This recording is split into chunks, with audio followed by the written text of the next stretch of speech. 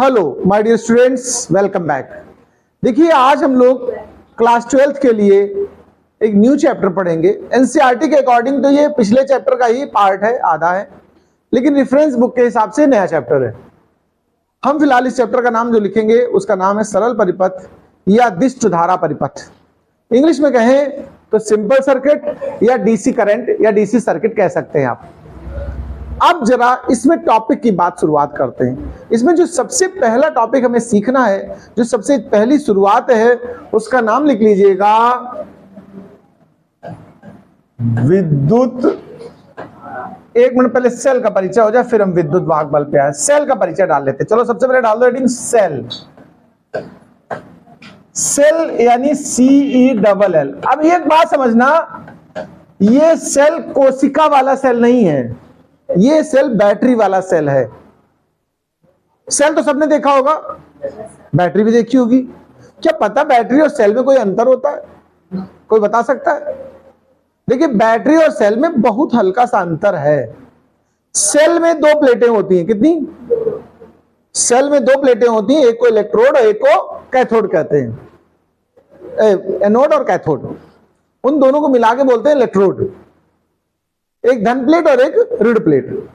और जो बैटरी होती है, ध्यान रखिएगा, वो दो या दो से ज्यादा सेलों को जोड़कर बनाई जाती है। यानी बैटरी सेलों का संयोजन है। सेल जोड़ दिए जाए 3 4 5 तो क्या बन जाता है? बैटरी। ध्यान रखिएगा, जितने सेल जोड़ते जाओगे उतनी बड़ी बैटरी आपको मिलेगी। सेल बैटरी में से अंतर, सेल मतलब दो प्लेटों वाला और बैटरी मतलब 2-3 सेलों को जोड़कर बनने वाला। तो चलिए अब हम बात करते हैं। सबसे पहला हेडिंग आपने डाली ली होगी सेल। चलो इसका इंट्रोडक्शन सीखते हैं। सेल होता क्या है, किसको कहते हैं सेल? देखिए, आपने सुना हो शायद, नहीं तो मैं समझा दे रहा हूं।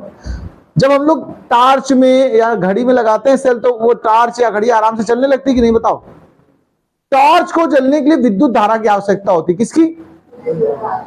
और सेल में जो ऊर्जा होती है वो रासायनिक ऊर्जा होती है। क्या होती है? यानी हम ये कहेंगे कि जो सेल है वो एक ऐसी युक्ति है, युक्ति माने डिवाइस, उपकरण। सेल एक ऐसी युक्ति होती है जो परिपथ में आवेश के प्रवाह को लगातार बनाए रखती। पहली बात, परिपथ में आवेश देती रहती, तभी तो टॉर्च जलती रहेगी। या रेडियो सुन रहे हो तो लगातार उसमें चार्ज आता रहता है, आवेश आता रहता है, जिससे धारा बनती, धारा से हम लोग रेडियो सुन पाते हैं। तो ध्यान रखिएगा, जो सेल है वो एक ऐसी युक्ति है जो परिपथ में लगातार आवेश के प्रवाह या धारा के प्रवाह को बनाए रखता है। पहली बात। दूसरी बात, जो सेल होता है वो केमिकल ऊर्जा को, रासायनिक ऊर्जा को विद्युत ऊर्जा में बदलता है। किसमें बदलता है? इलेक्ट्रिक एनर्जी में चेंज करता है, विद्युत ऊर्जा में। ठीक है, ये दूसरी बात है। तो चलिए इतना पहले परिभाषा हम लिख लेते हैं। ठीक है, लिखिए, सेल एक ऐसी युक्ति है, सेल एक ऐसी युक्ति है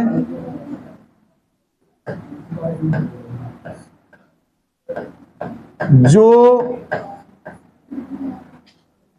परिपथ में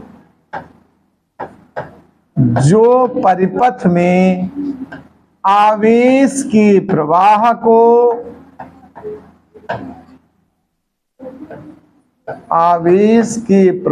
को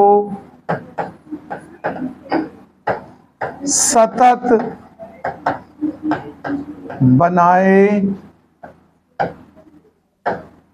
रखती है, या रखता है, कह दो रखती। सेल की जगह रखता लगा दो, ज्यादा बेटर लगेगा। सतत प्रवाह को बनाए रखता है। सेल रासायनिक ऊर्जा को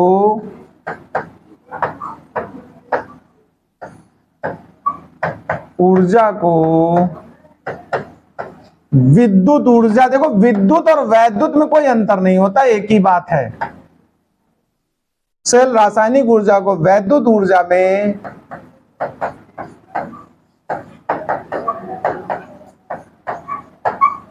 परिवर्तित करता है। इतना नोट करिए पहले तो सेल का परिचय हम लोग कर चुके हैं। सेल में थोड़ा और बढ़ा लेते हैं एक बात। सेल में दो प्लेटें होती हैं। क्या होती हैं? दो प्लेटें, प्लेट कहते हैं उन लोगों को, दो प्लेटें होती हैं जिन्हें ध्यान रखना प्लीज इलेक्ट्रोड कहते हैं। क्या कहते हैं इनको हम लोग? हाँ, प्लेटों का नाम होता है इलेक्ट्रोड। अब एक प्लेट होती है एनोड, या ये इंग्लिश शब्द है, आप धनोद ऋणोद कह सकते हो, लेकिन आप इंग्लिश में याद कर लो, एनोड। और दूसरा होता है कैथोड। ये तो फेमस वर्ड है, सुने होंगे आप लोगों ने, है ना। तो दो प्लेटें होती हैं यहां पर सेल के पास, एक एनोड और एक कैथोड। ये सेल की परिभाषा पूरी कंप्लीट होती इस तरीके से। अब हम लोग यहां पर चिन्ह बना देते हैं, देखो सिंबल। अगर आप कभी ध्यान देना सर्किट में इस तरह से सिंबल बनाओ, एक बड़ी प्लेट एक छोटी प्लेट, तो बड़ी वाली को धन प्लेट और छोटी वाली को ऋण प्लेट कहेंगे। ये सेल का प्रतीक है जब सर्किट में कहीं बनाएंगे तब। अगर बैटरी बनानी हो तो सुनिए, कम से कम 4 प्लेटें बनाइएगा, ध्यान रखना, ये बैटरी कहे जाएगी। देखो यही अंतर है बैटरी और सेल में। सेल मतलब केवल 2 ही प्लेटें होंगी, बैटरी मतलब 4 प्लेटें होंगी, 6 होंगी, 8 होंगी, 10 होंगी। मतलब अगर 4 प्लेटें तो कितने सेल जुड़े उसमें? 2 सेल।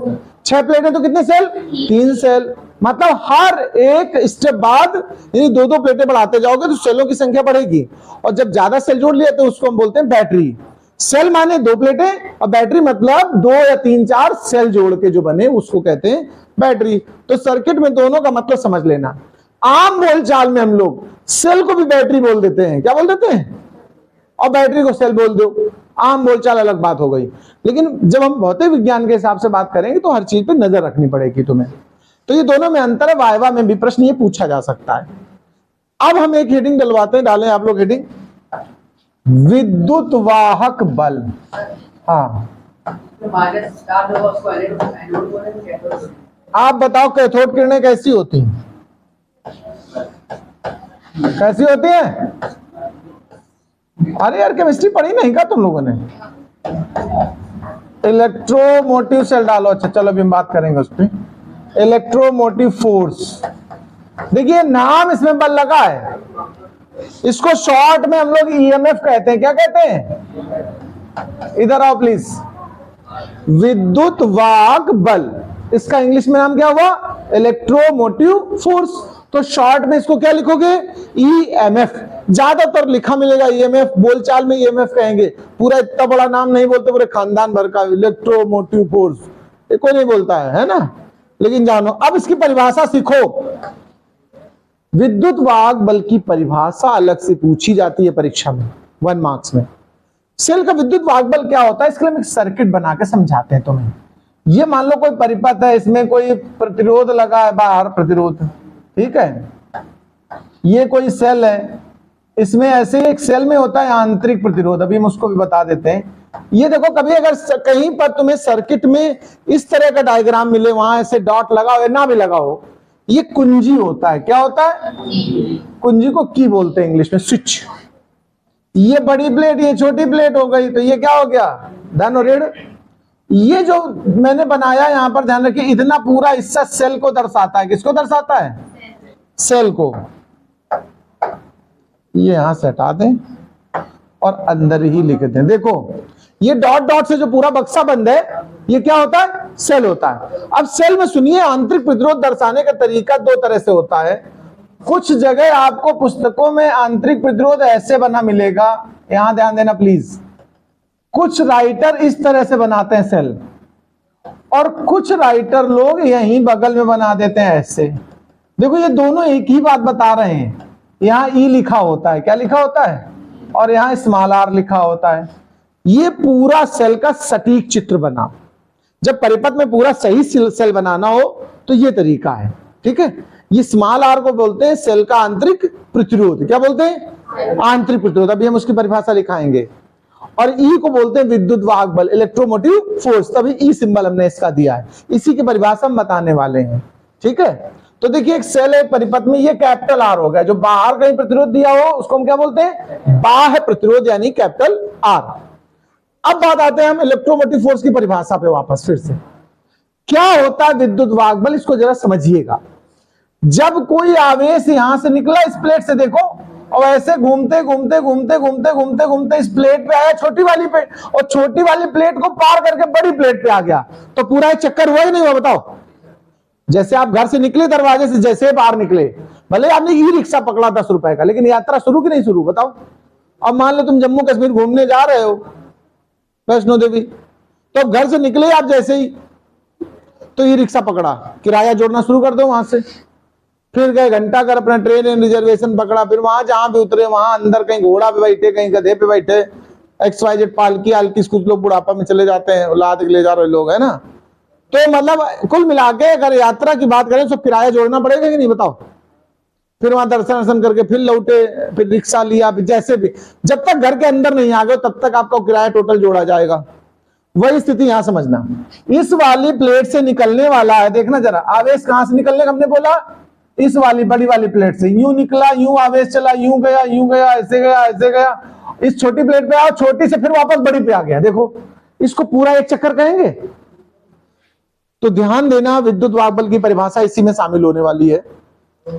किसी आवेश को, ध्यान देगा, किसी आवेश को परिपथ में सेल सहित, क्योंकि सेल के अंदर भी घूमने की बात कर रहा हूं मैं, किसी आवेश को संपूर्ण परिपथ में सेल सहित घूमने में या गति करने में या चक्कर लगाने में किए गए कार्य और आवेश के मान की निष्पत्ति को विद्युत वाहक बल कहते हैं। ध्यान से देखो, ऐसा कोई सूत्र कभी पढ़ाया हमने तुम्हें?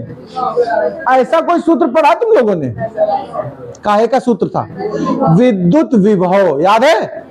यानी विद्युत वाहक बल कोई नई चीज नहीं है, विद्युत विभव ही है। थोड़ा फर्क है, सेल के अंदर भी गति को उसमें हमने शामिल कर लिया है, यानी एक तरह का ही विभव है।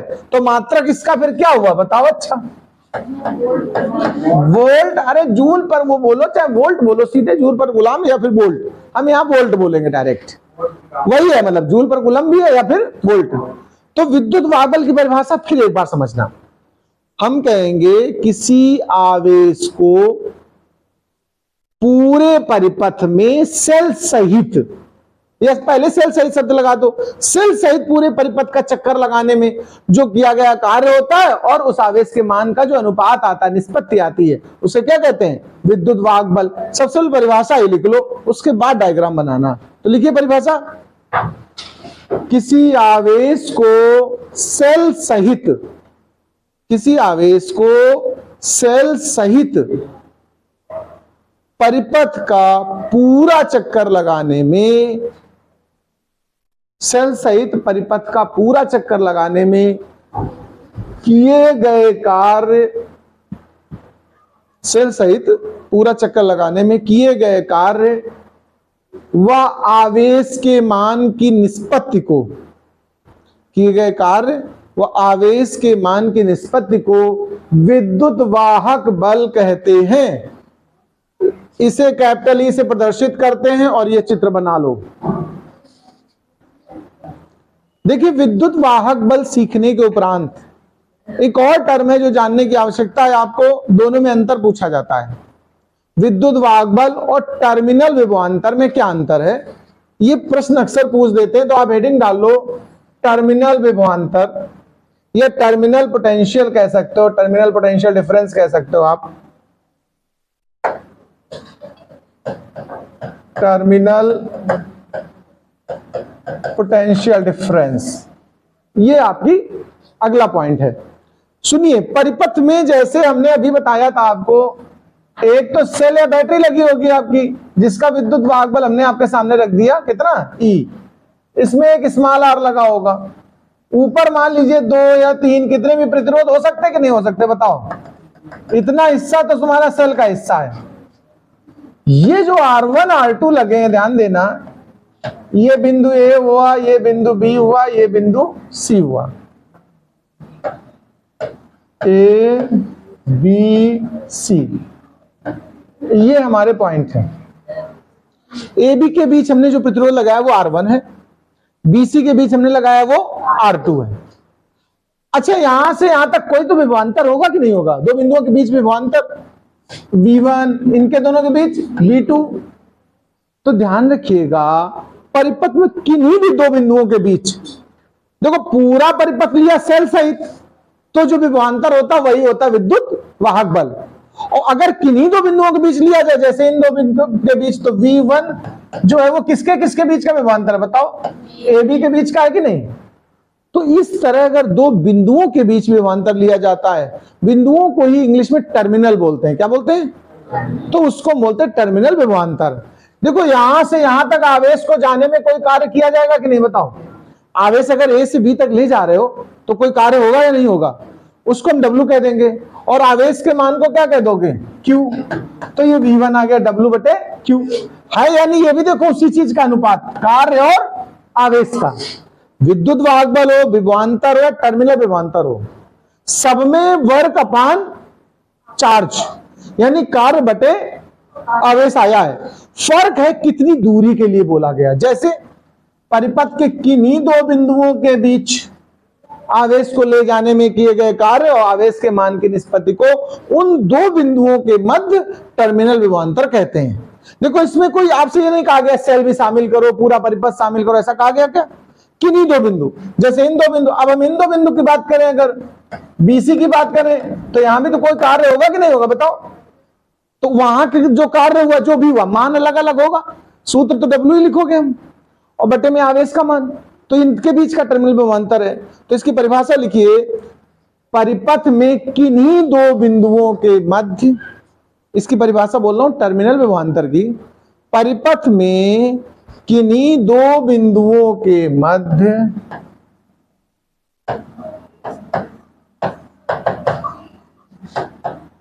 किन्हीं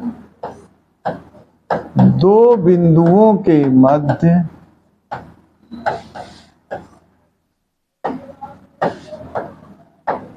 किन्हीं दो बिंदुओं के मध्य आवेश को ले जाने में किए गए कार्य तथा आवेश के मान की निष्पत्ति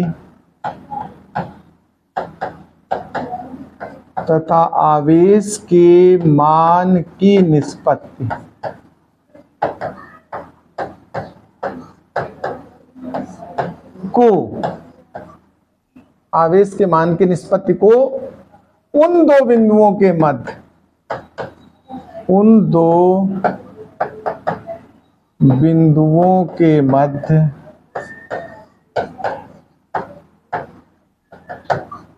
टर्मिनल विभवांतर कहते हैं।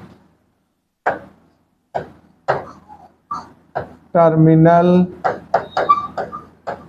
विभवांतर कहते हैं, जैसे V1 V2 आदि। इस तरह हम लोग नाम सिंबल लिखेंगे, चलो इसको नोट कर लो। तो चलिए अब हम लोग एक नया टॉपिक फिर से बढ़ाते हैं, इसका नाम डाल लें आप लोग हेडिंग में आंतरिक प्रतिरोध, यानी इंग्लिश में कहेंगे इंटरनल रेजिस्टेंस। देखो सेल का अंदर भी एक प्रतिरोध होता है, कैसे, जैसे हम लोग देखो समाज की तमाम समस्याओं का फेस करते कि नहीं करते बताइए, लेकिन कुछ घरेलू समस्याएं भी तो हैं। जो बाहर की समस्या है वो बाहर समस्याएं हो गई, और जो घर की समस्या उनको हम क्या कहते हैं, आंतरिक। भाई हमारा दूसरे देशों से भी झगड़ा होता है तो हम उससे निपटते हैं, वो बाहर मामले हो गए, लेकिन कुछ घरेलू भी तो आपसी झगड़े होते कि नहीं होते, उनको आंतरिक कहते हैं। ऐसे ही देखो जो सेल जिस पदार्थ से बना होता है, देखना जरा एक सेल हम बना के दिखा रहे हैं तुम्हें, मान लो ये कोई सेल है, इसमें दो प्लेटें हैं ये और इसके अंदर एक केमिकल भरा है और ये आपस में एक तार द्वारा जुड़े होते हैं। ऐसे कई चित्र वगैरह देखा होगा आपने, वैद्युत अपघटन कहते हैं, उसमें ये प्रयोग होता है। ये जो केमिकल यहाँ प्रयोग किया गया है, इसी से आवेश बन करके पूरे परिपथ में घूमते हैं।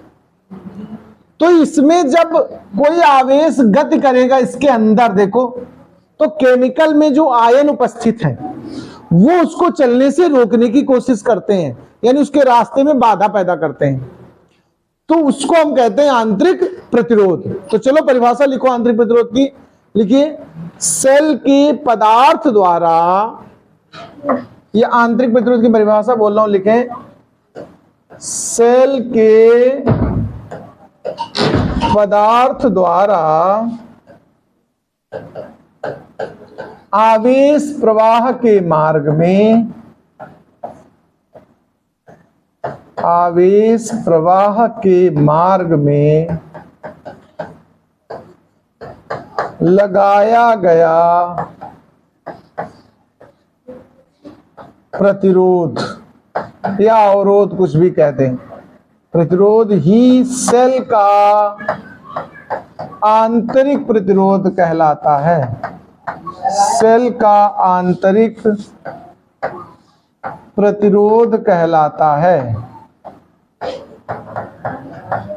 इसे स्मॉल आर से प्रदर्शित करते हैं, लिख देना जरूर।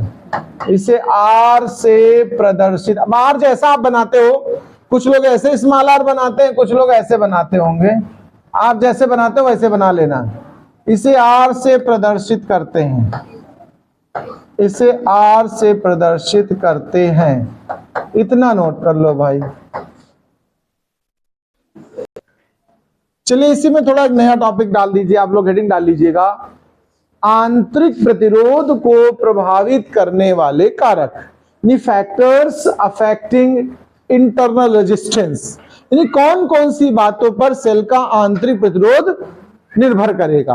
तो सबसे पहला पॉइंट ध्यान रखिएगा, जो प्लेटें आपने इस्तेमाल की हैं, प्लेटों का जितना ज्यादा एरिया अंदर डूबा होगा, जितनी ज्यादा प्लेटें अंदर डूबी होंगी केमिकल के, कभी देखना हम लोग बैटरी में पानी डालते हो कि नहीं डालते हो, क्यों डालते हैं, उसका दो कारण है। एक तो ज्यादा प्लेटें डूबी रहे, सूखे ना ऊपर से, तो प्रतिरोध कम काम करेगा, यानी फालतू में बर्बाद नहीं होगी बिजली। दूसरा एक और कारण होता है, जो उसके अंदर एसिड पड़ा है, केमिकल पड़ा, वो थोड़ा ल्यूब्रिट हो जाए, यानी पतला हो जाए, थोड़ा सा डाइल्यूट हो जाए। इसमें कारक आने वाले हैं, उससे आप आसानी समझ पाओगे। तो पहला लिखिएगा, वैद्युत अपघट्ट, वैद्युत जो केमिकल है उसका नाम क्या होता है, वैद्युत अपघट्ट। वैद्युत अपघट्ट में डूबी प्लेटों के क्षेत्रफल के व्युत्क्रमानुपाती होता है। व्युत्क्रमानुपाती माने उल्टा, विलोमानुपाती, ठीक है, व्युत्क्रमानुपाती होता है। मतलब कहने का समझना, जितना ज्यादा एरिया डूबा होगा उतना कम आंतरिक प्रतिरोध लगेगा, ठीक है। दूसरी बात, प्लेटों के बीच की दूरी के समानुपाती होगा, जितनी दूर दूर प्लेटें उतना ज्यादा आंतरिक प्रतिरोध। प्लेटों के बीच दूरी के समानुपाती होगा। यानी कहने का मतलब है, अब आप ऐसे भी कह सकते हो, जैसे आर है इनवर्सली टू ए कह सकते हो, आर है प्रोपोर्शनल टू डी कह सकते हो। तीसरा और एक फैक्टर है जो केमिकल इस्तेमाल किया, जितना ज्यादा गाढ़ा होगा उतना ज्यादा प्रतिरोध काम करेगा आंतरिक, और जितना पतला होगा उतना कम। तो गाढ़ेपन और पतलेपन को पता क्या बोलते हैं केमिस्ट्री में, सांद्रता, क्या बोलते हैं, तो लिख दो वैद्युत अपघट्ट, हाँ वैद्युत अपघट्ट की सांद्रता, सांद्रता को तो इंग्लिश में कहते हैं कंसंट्रेशन, क्या बोलते हैं, कंसंट्रेशन। वैद्युत अपघट्ट की सांद्रता के समानुपाती होता है, समानुपाती होता है। ये बात हो गई, अगला पॉइंट लिख लो, चलो ठीक है, इतना पर्याप्त है, इसको नोट कर लें।